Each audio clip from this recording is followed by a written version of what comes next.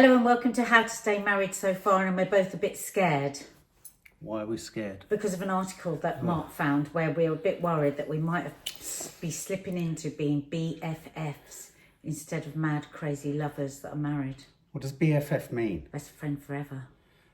Yeah, no, I did see this. It says no sex, no rows.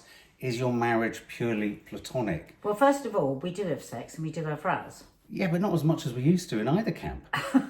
I mean, let's face it, we don't. Apparently, I didn't realise this, I read the other day, that the optimal number of times for a man to orgasm in a month to avoid getting prostate cancer is 21 times. If you orgasm 21 times... Is that why you're all such wankers? Huh? Is that why you're all such wankers? No, but that's why I'm worried I'm going to get prostate cancer. Don't tell me you don't wank. Babe, that's far too much. Well, Where's that hum coming from? the dog. Anyway, no, so this is a piece. It says, no sex, no rows, is your marriage purely platonic? And I started to read through the list of categories of, you know, there is that idea, isn't there, that we are very good friends. I mean, one of the things I love about our relationship is that you're a friend. Nadia said before this, we must not sound like we're smug. I mean, we don't get on all the time. We drive each other mad. We had a conversation the other week that felt like it was divorce. So it's not. If you think about it, even if you go on a holiday with a friend for 3 weeks, there'll be things that annoy you about them. So yeah, friends can be annoyed with each other. Yes. I think that I think it's essential to be friends. Yes. In a marriage. Right. A lot of people aren't though, are they? Yeah, a lot of people aren't. But I do think that there is a line that is one has to be really careful of blurring into. Right. And I think sometimes we do fall foul of that. Oh, God. Yeah, we do. In what way? Well, just the way we are with each other when we're on our own, we are not like that in front of other people. Okay, so which way are we like... Yeah. So we, like, for instance, we banter a bit too much, I think, like in front of our girls. In a non-relationship-y way? Yeah, more like a brother and sister way. Right. And but then we don't want to be telegraphing to our kids the fact that we're in a romantic relationship. No, in front of everyone. Right. And I'm going to say something really... Oh, God. Last time we did this, I thought it was all over. I'm going to say something really... Oh, no. This might be really difficult for you to hear. Oh, God, why can't we do one of these where there isn't something difficult to hear? But I think sometimes, and I could be wrong, that because I'm older than you, you sometimes feel like you have to prove something in front of people. Like what? With me. So you'll be like you wouldn't be that as bants with me as you are if it was just me and you. Because you're older. I don't know whether it's because of that. I'm just saying I wonder about that sometimes. I'm not saying it is. I wonder if he was just to like, you're more competitive with me in front of people, and it's quite brother sister. Just talking about whether one slips a bit. Give me an example. So you'll go, well, you're so da-da-da. Well, no. You just like... I talk to you like that in front of people. Like a brother would. You go, well, we know you. Well, we know you. You know you do that. You do that. Well. And then I'll be more sort of big sister with you. Well, I'll go, well, you're so... I just think equally we do... God knows what the reasons are.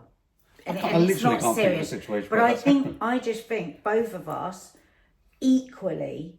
should be a bit more aware of it, because I think that we do it and we don't recognise we're doing it enough. I think there's a dynamic in our relationship, just because I literally can't think of that, and I'm just trying now to think of... I mean, like we were out for dinner the other night, there was no sense of banter, we were kind of like a couple. No, hang on. I'd say something, you go, well, we were... Last night, we didn't do that. I'm not talking about every single time. If I said it to you, you would turn around and say, give me an example. I'm not saying every single time we are ever together. I'm just saying, and it's probably around people that we're more familiar with, in front of our girls, in front of my family, you will be very like a brother, just talking to me like a brother would. Well, you go into the bants of brother rather than partner. And then I am way too auntie-like, mum-like with you. I notice it in both of us. And if that's the discussion we're having, you've got to fucking be able to say it. Yeah, darling, I'm well up for... I roll with the punches, but I like evidence. I don't like... Evidence, right, Yeah. okay. Well, No, let me it's try fine. and think. You can't it's very boring for You've given people us enough evidence saying it is. I can hear familiarity in what you're saying when you then sort of pivot to saying it's when we're around people who know us. You're right. I think everyone sort of falls into that. I certainly know but when I'm around... just because everyone does. No. I certainly know that when I'm around, say, like your sister Dina, I will sidle into a sibling-y kind of position towards you because I'm sort of like in cahoots with her. And so I get that. I can see that. It does get a bit like that. But you do it all the time with the girls as well. Yeah. And you do it with me. Well, I've just said that. Yeah. Fucking hell. All right. I totally accept that I do it. You want me Well, to give I times suppose and I dates thought you were that talking can about put on whenever a we're out. list. Okay, in terms of family, but I'm thinking of like the other night we were out, and I was struck by when we were out in a restaurant by how like a couple we seemed, and how there was not necessarily a romantic thing. We're not into that whole public displays of affection. We're not that kind of couple.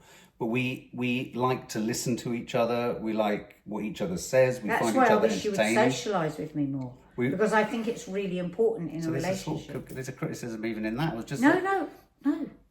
If you're going to be chippy about this, I'm you not might as well not chippy. have the bloody conversation. No, not chippy. In a more social situation, you wouldn't be like that. But because you are more of a hermit even than I am, and I'm quite a hermit, we don't often get to see that or be that or feel that. And I do think, with this topic, we're not going to go all the way through this article, but I think with this topic, where does one slip? Where's the slippage that people don't notice? Is it Bants is like Bants and people do that? And it's like me, I'm very like, I've got to stop being so mum-like with you. Like, oh, well, have you eaten? Have you this? Have you that? Because that is not a romantic relationship. So I massively overdo that. And sometimes you massively overdo just being like, well, you're rubbish or you're this, you get into that big brother bants. Right. So if we were talking about this and saying, yes, we're great friends and yes, we have a great relationship, what I would say I would be mindful of, because I can think of some other people I know that in their relationship, that's the only way they talk to each other now. And they've been with each other 10 years more than we have.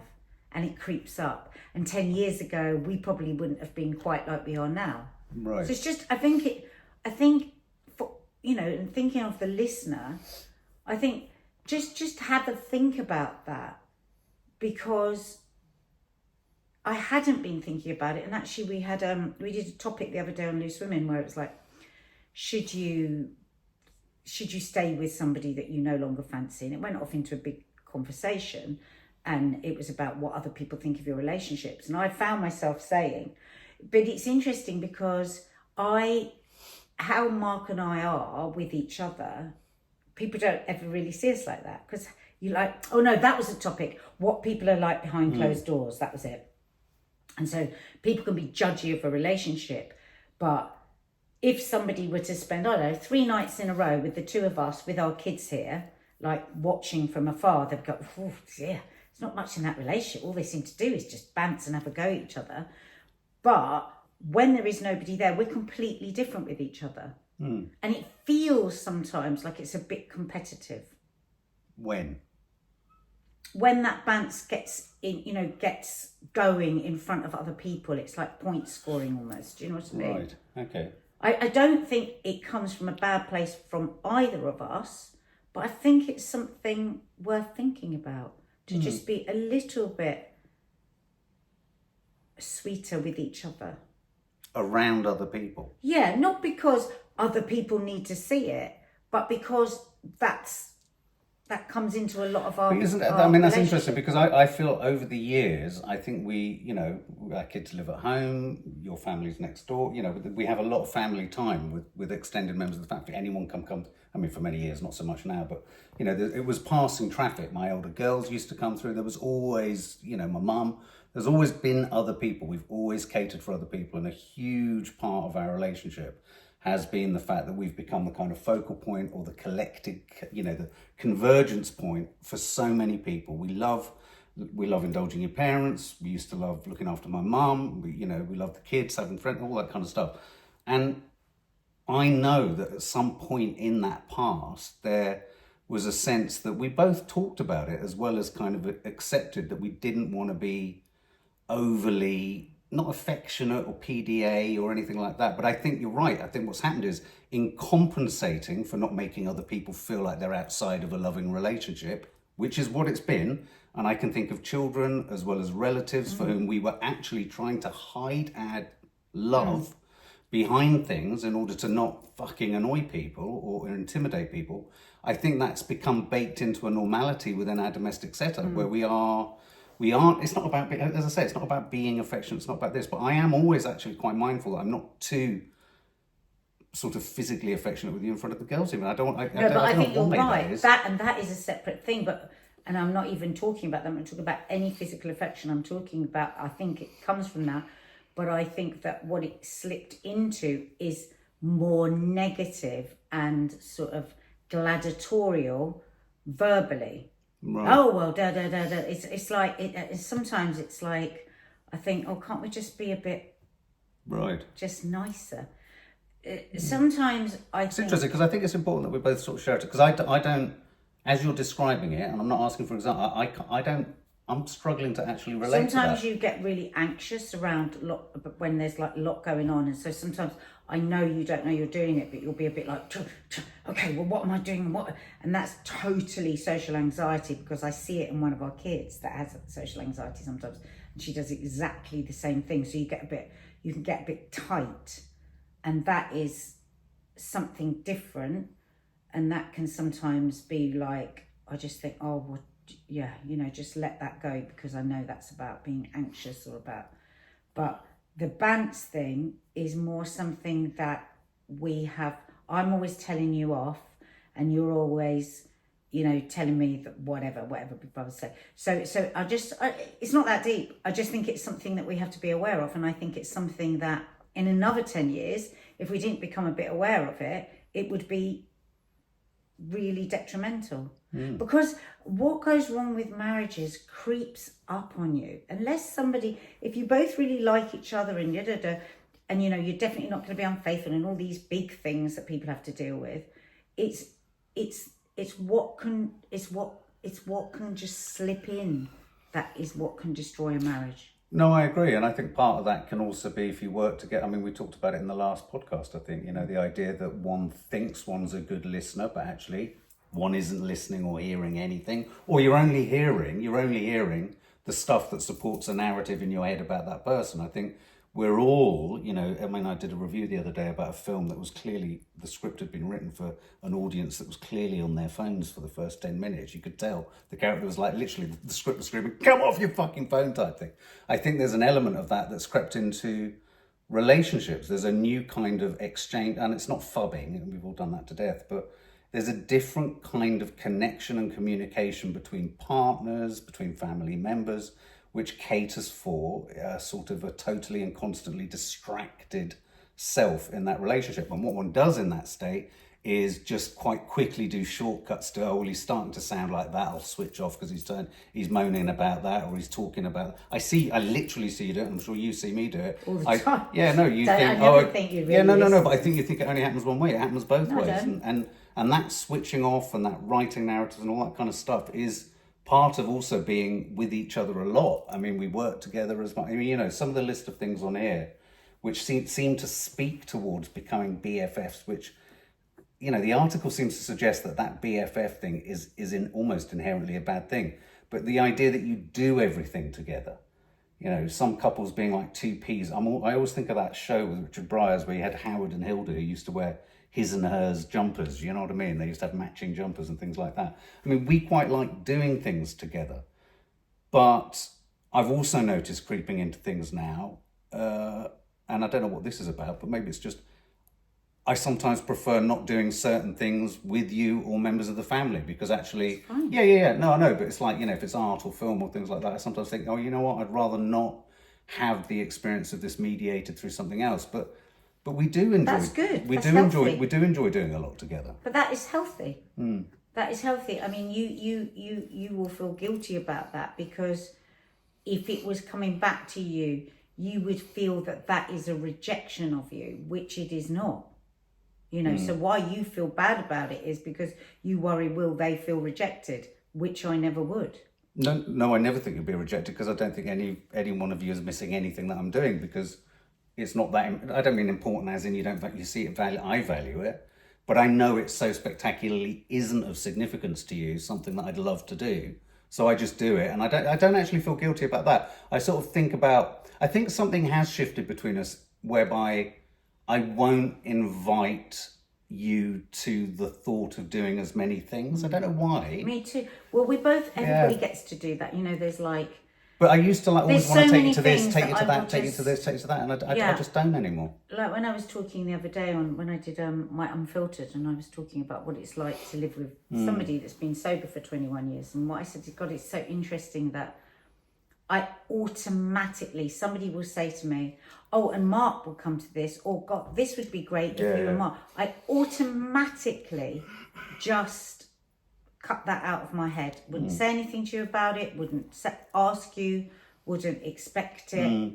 And I was saying a lot of the time, if I look back over our marriage, and if I didn't talk to you, everyone would think I was single, because you're never with me for anything. And so it is true. I don't even try. I don't even think about asking you. And I think that is wrong. I think it's wrong that you think, oh, I'll never say anything because they will never want to. I think it's okay to sometimes and sometimes not. No, I think I think the change that's happened to me is I don't feel as guilty to do things for myself. That's so good. But a sadness that's crept in is that I just don't think I can even begin the effort of trying to thread something I'd like to do with you into our schedule, the schedule, or our lives. And it's weird. I don't know whether that comes from a sort of mental health sort of, or just being older, Well, I just think that you are somebody, again, because of your upbringing, you always lean towards, I'm outside of everything else with everyone than everyone. Yeah. You always lean to that. Whereas I always lean to, I just have a different kind of confidence. I never feel left out of stuff. I feel like I just never feel left out. Whereas you always feel left out. No. I don't actually always feel left out, but I always feel fear that it's coming, because it always will. I mean, but I mean, for example, so like the other night when you invited me out for dinner, and that was so nice. I felt it was such a lovely evening. We went with Sarah and Well, what did I do different? I didn't invite you. I said you're coming, and I've told them you're coming, and we're meeting here at 6, and you were like, I just did that because I thought no, because I know you would really like it, and I'm sick of, because my actual default was it will just be me, and then I thought no, I don't want it to just be me. I want you to come, and we had, and I loved it so much because I like to see you in a social situation. Yeah, no, and I like being in a social situation. I mean, I think one of the things, I think someone said this a couple of years ago when we talked about something similar, and it's a fair point. I mean, I've had friends and I've known people in the past, I won't name names, where just the nature of who they were or what they were, and they were nice, but their partners were a bit tricky, and then it always became partners, and then that friendship would sort of fade, and that was my choice. It wasn't because of us not getting on with it. I think one of the other problems with social diaries and socialising with your partner, I mean, there are exceptions, like I loved Lee and da-da-da, but not everyone in your partner's life, or your partner would love you to be at all these things with, is necessarily the right person for your partner. That's why I can't bear it when people take their partner to everything. Yeah. But every once or twice a year in 20 years of marriage might be nice. No, I agree. I mean, but I'm never going to say, like, oh, come on this girls' weekend, or come with me and my friends to this girls' lunch, or come to... No, but every so often, it would be nice to not say, no, we're not coming. Well, let me give you a guarantee that I will be much more... Well, I would love that. I would make much more of an effort towards that. But equally, I've now somehow got to say to myself, you're more willing to make an effort to invite you. I don't know, it's weird, because I think one of the things that's coming out of this is effort. I can't get out of the light. Do you want me to... Oh, is that the door? Yes, it is. I thought it was kicking. Sorry.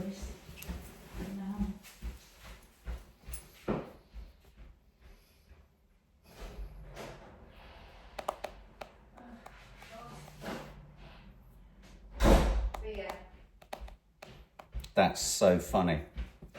I've been sent a free crate of craft beer because of something else I booked. How just weird is arrived that, on given the that I'm a bloody recovering doorstep. alcoholic? I love that.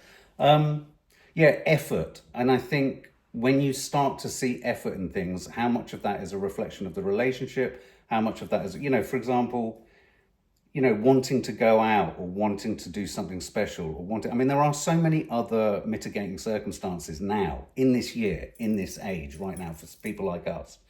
We know that if we go out and eat, it's not going to be as nice as potentially food we could have at home. If you're out and you're out and about, you're off the telly, whether we like it or not, you're constantly recognised. There is no privacy. So there's an element of privacy that you will automatically lose wherever you go. People are nice to you, and it's not about ego, but when you're out with someone, and it's forever the case that you just have to, Lee was describing, I'll take the photo, shall I, of the selfie. It becomes just a bit, it's a bit, And so, going out is expensive, it's stressful, it's busy.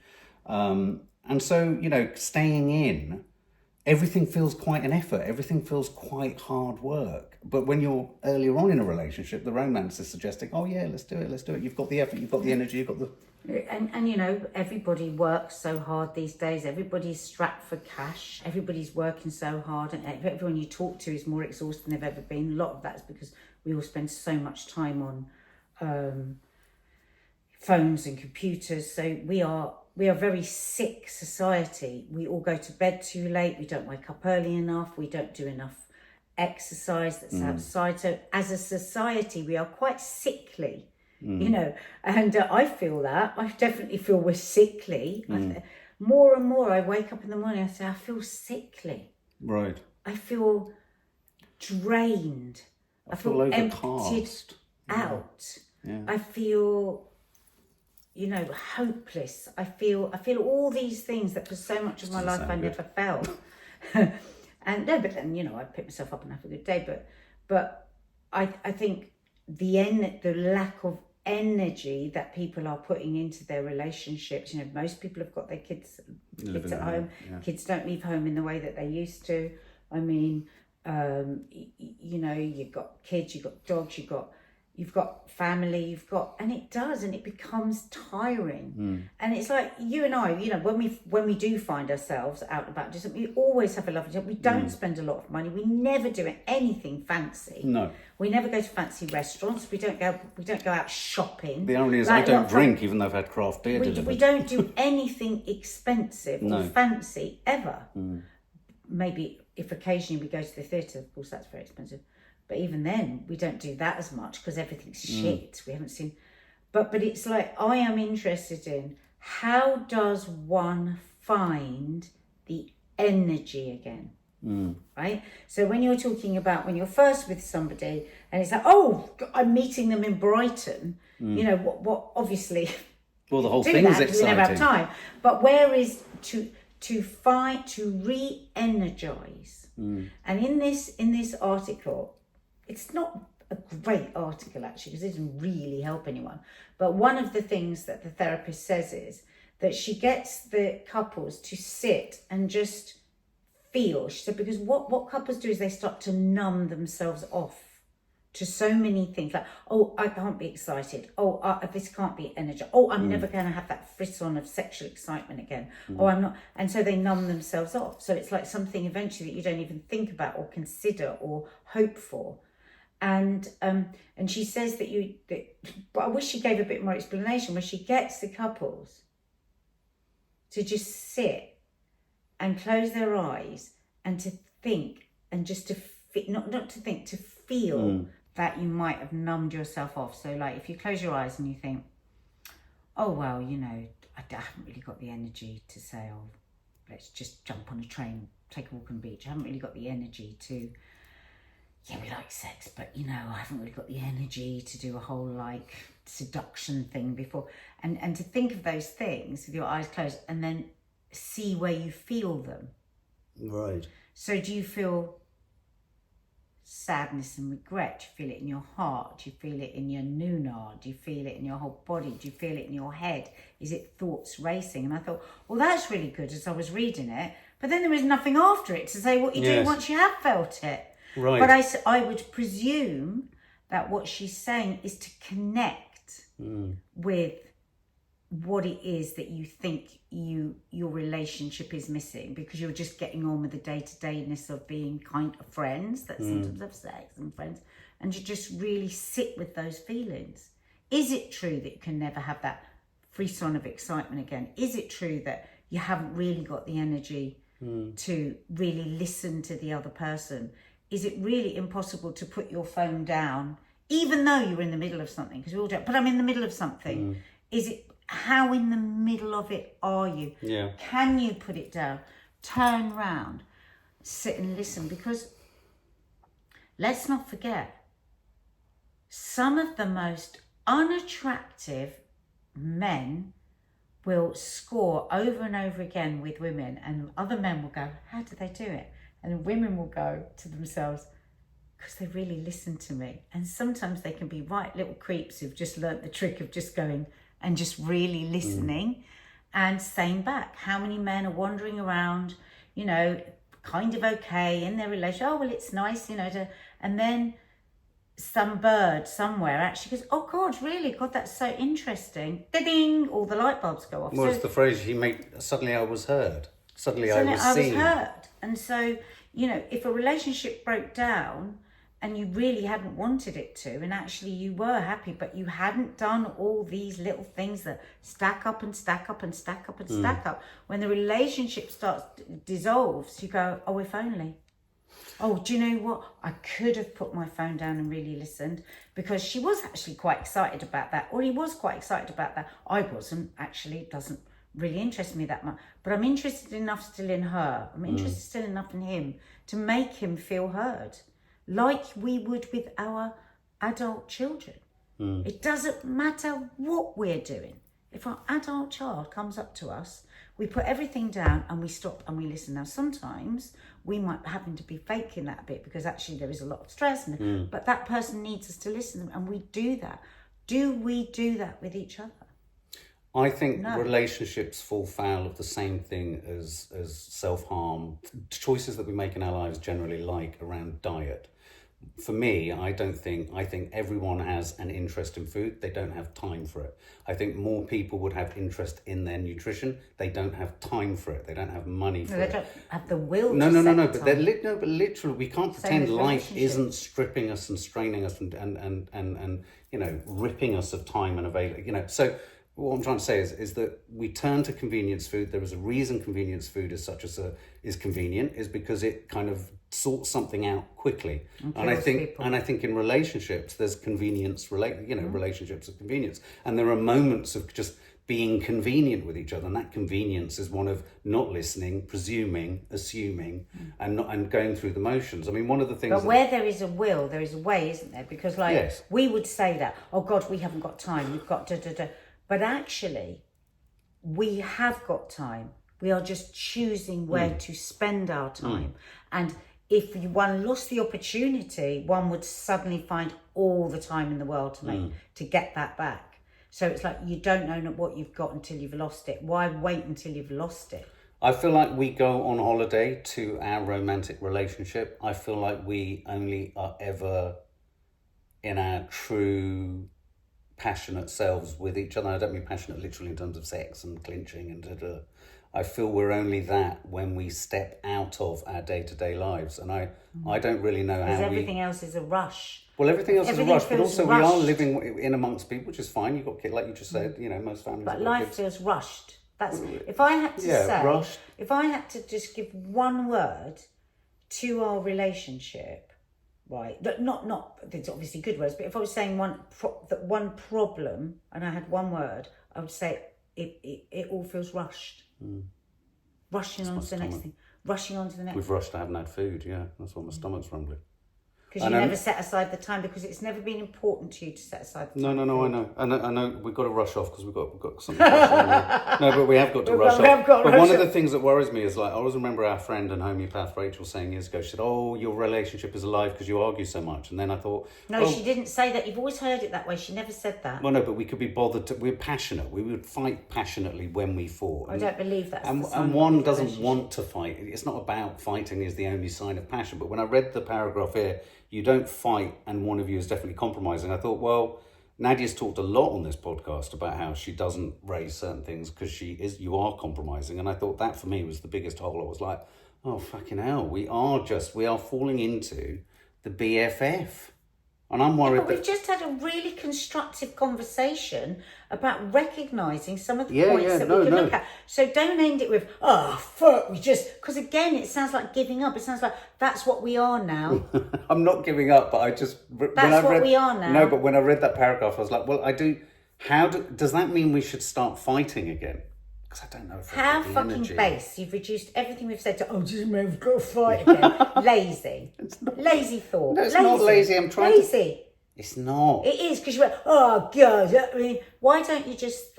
Right, okay, so I'll tell you what I would say from the end of this conversation. I would say, I'm really glad that I've said out loud that I recognise that I do that mummying too much and it's not right, and I'm going to address it and I'm going to shift it, right? That's what I would say. I'm going to ask myself, when I feel like I haven't got the energy, where did I spend energy that I could have put there? Also, I am going to say to myself, put your phone, not just hold the phone down. If you're talking, I'm going to try more to put my phone to one side, because sometimes I feel like the rushed feeling is because even when we do listen to each other, we've still got the phone like there behind our back, or we're still like this on the computer. And I think I'm going to really try to just stop, like I do with the kids, put the phone down. Why can't I do the same thing for my relationship? I agree. And those are the things I'm just going to quietly just work on and adjust. And I want to step into slightly more social situations with people who I am infinitely more likely to connect with or get on with and enjoy company with alongside you. And I want to feel that you're doing it not with a rush, thinking, when does this come to an end? And I will reduce I will reduce the brotherly banter in family situations, because obviously but I mean, I love it. I love a joke and a banter. I'm not saying don't do it. And I'm not saying I'm not going to care for you and nag you if you haven't eaten and everything. I just think we just need to, if it's at number 5, I think it needs to go to number 3. That's what I'm saying. Okay, let's rush off because you've got a quick Zoom call to do. Love you. Love you. Don't forget to like us and subscribe to us and all the other bollocks.